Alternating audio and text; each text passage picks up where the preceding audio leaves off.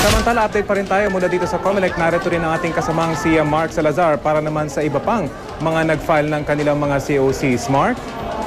Rafi, may party list congressman, isang radio broadcaster at ilang taga-lumang partido ng KBL at ilan pang mula naman sa nagpapakilalang bagong partido.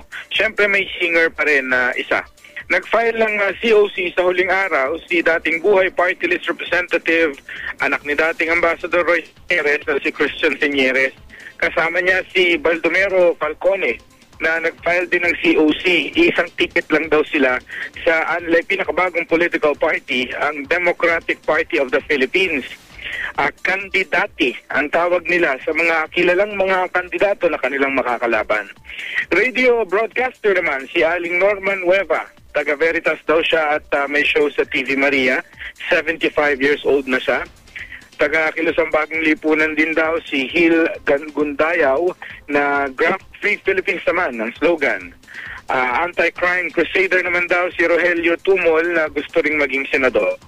Si Pauline Villamor ng Cebu naman, ang singer ngayong araw, may karanasan daw siya sa pamamahala bilang dating student official nung siya high school pa.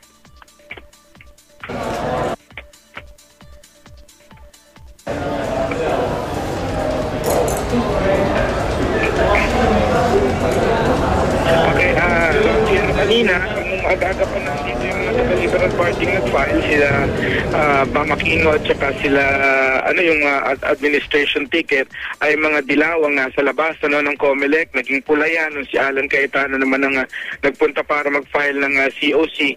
Kanina rin, Rafi, ay meron ditong grupo na ikinakampanya namang huwag daw iboto ang mga nagpasa ng Anti-Cybercrime Act. Rafi? Maraming salamat, Mark Salazar.